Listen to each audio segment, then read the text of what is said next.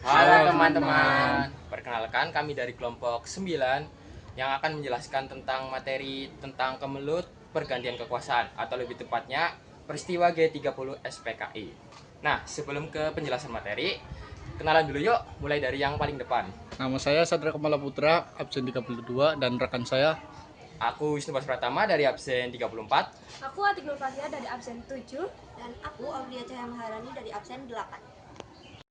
Pergantian kekuasaan dari Presiden Soekarno ke Soeharto ini terjadi setelah peristiwa G30 SPKI pada tahun 1965. Setelah peristiwa itu terjadi, Soekarno ini mendapatkan banyak tekanan dan juga kehilangan dukungan karena banyaknya demonstrasi yang menuntut akan pertanggungjawabannya.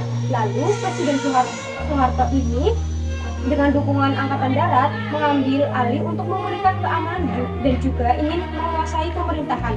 Pada tahun 1967, Soekarno ini resmi dicabut kepemimpinannya dan digantikan oleh Soeharto yang memulai masa era Orde Baru. Itu bagian sejarah gerakan 30 September atau yang biasa kita kenal dengan gerakan G30 SPKI ini terjadi pada era kepemimpinan Presiden Soekarno, di mana pada kepemimpinan beliau ini kondisi di Indonesia ini sedang tidak baik-baik saja atau sedang memburuk. Lalu beberapa faktor penyebab lainnya adalah pertama yaitu pengaruh PKI, yang kedua ada konflik antara PKI dan juga Angkatan Darat, yang ketiga ada keadaan di mana ekonomi Indonesia ini sedang memburuk. Peristiwa G30 SPKI ini menjadi titik balik yang sangat penting di Indonesia karena mengubah arah kekuasaan dari Presiden Soekarno ke Presiden Soeharto. Bagian A ini ada kondisi politik di Indonesia sebelum tahun 1965. Nah, pada awal tahun 1960-an Indonesia ini sedang menjalani sistem demokrasi yang dipimpin oleh Presiden Soekarno. Presiden Soekarno ini ingin menyatukan berbagai elemen seperti nasionalis, agama, dan juga komunis atau yang biasa kita sebut dengan Nasakom. PKI ini menjadi partai besar pada saat itu dan mendukung penuh pengajuan atau ide yang disampaikan oleh Presiden Soekarno seperti reform atau yang biasa kita kenal dengan reformasi agraria. Namun Angkatan Darat merasa curiga dan menganggap PKI ini sebagai ancaman karena menurut Angkatan Darat ini PKI itu bertujuan untuk menguasai dan mengancam kekuasaan dan juga keamanan negara Indonesia pada saat itu. Yaitu ada beberapa tujuan yang diyakini melatar belakangi gerakan 30 September itu. Yang pertama yaitu upaya kudeta dan perebutan kekuasaan. Salah satu tujuan utama dari G30 SPKI ini adalah untuk menggulingkan pemerintahan yang sedang berkuasa pada saat itu. PKI berambisi ingin mengambil alih kekuasaan dengan cara mengganti dominasi Angkatan Darat dengan kepemimpinan yang lebih berpihak pada mereka. Yang kedua yaitu menghilangkan para perwira tinggi militer yang anti PKI. Gerakan ini bertujuan untuk menghilangkan para perwira tinggi militer yang merupakan sejumlah tokoh anti komunis seperti Jenderal Ahmad Yani dan juga Jenderal Nasution yang berhasil selamat. Dengan menghilangkan para perwira tinggi militer ini, PKI berharap dapat melemahkan pengaruh pasukan Angkatan Darat dan menghilangkan pengaruh mereka dan Dewan Revolusi. Gerakan 30 September ini berusaha untuk menggantikan sistem pemerintahan yang ada dengan membentuk Dewan Revolusi di Indonesia. Dewan Revolusi ini nantinya akan menjadi otoritas baru dan direncanakan akan dipimpin oleh Letkol Untung dan sejumlah tokoh lain yang terlibat. Pembentukan Dewan Revolusi ini diharapkan dapat menjadi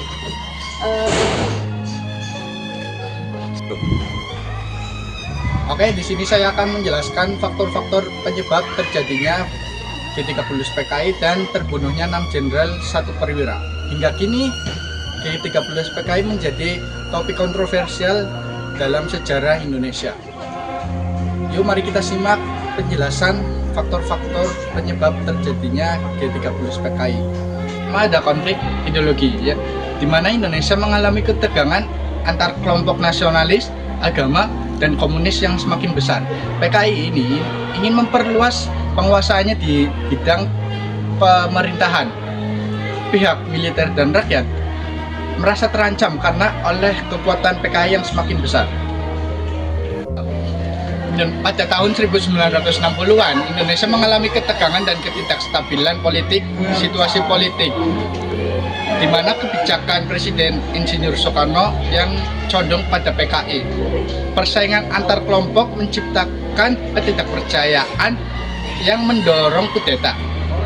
Itu ada krisis ekonomi, inflasi yang tinggi menyebabkan ekonomi Indonesia buruk dan ketidakpuasan di kalangan bidang maupun militer dan rakyat.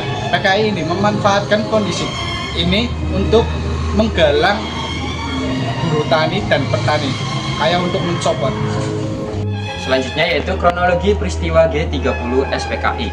Peristiwa G30 SPKI dimulai sejak malam hari pada tanggal 30 September 1965 hingga dini hari pada tanggal 1 Oktober 1965. Nah, pada waktu itu gerakan 30 September ini dijalankan oleh Partai Komunis Indonesia atau PKI. Nah, sasaran atau target dari gerakan ini yaitu para pimpinan tertinggi Angkatan Darat Indonesia. Nah, pada peristiwa G30 SPKI ini yang memimpin yaitu adalah Letkol Untung dengan cara menculik serta membunuh para pimpinan atau jenderal Angkatan Darat tadi. Nah, dari peristiwa G30 SPKI ini memakan 7 jenderal yang menjadi korban kekejamannya. Yaitu yang pertama ada Letnan Jenderal Ahmad Yani, yang kedua itu ada Mayor Jenderal Suprapto, yang ketiga ada Letnan Jenderal S. Parman, keempat Brigadir Jenderal DI Panjaitan, kelima Mayor Jenderal MT Haryono, keenam Brigadir Jenderal Sutoyo, dan yang ketujuh atau terakhir yaitu Kapten Pierre Tendean. Sementara itu, jenderal yang berhasil selamat dari peristiwa G30 SPKI ini yaitu adalah Jenderal Abdul Haris Nasution yang berhasil lolos dari usaha penculikan PKI ini dikarenakan pengorbanan pengawalnya yaitu Kapten Pierre Tendean yang berpura-pura menjadi dirinya. Nah, selain melakukan pemberontakan di Jakarta, PKI juga melakukan gerakan yang serupa di daerah istimewa Yogyakarta. Nah, pada pagi harinya setelah berhasil menculik serta membunuh para jenderal Angkatan Darat tersebut, Letkol Untung melakukan pengumuman terkait pembentukan Dewan Revolusi di saluran berita RRI, yang membuat rakyat merasa khawatir. Mendengar hal itu, Mejen Soeharto itu memerintahkan untuk penumpasan gerakan ini. Resismen pasukan Komando Angkatan Darat atau saat ini lebih dikenal dengan Kopassus berhasil merebut kembali RRI tersebut atau saluran telekomunikasi tersebut. Nah, pada tanggal 3 Oktober 1965, jenazah para jenderal atau para korban berhasil ditemukan di sumur lubang buaya. Nah, lalu pada tanggal 4 Oktober 1965, jenazah para korban akhirnya diangkat dari sumur. Lalu keesokan paginya pada tanggal 5 Oktober 1965, jenazah para korban dimakamkan di Taman Makam Pahlawan Kalibata, ya, di Taman Makam Pahlawan Kalibata. Nah, para jenderal yang gugur dalam peristiwa ini diberi penghargaan sebagai pahlawan revolusi. Oke teman-teman, itu tadi video dari kami tentang penjelasan peristiwa G30 SPKI. Terima kasih sudah menonton, sampai jumpa di video selanjutnya. Bye-bye.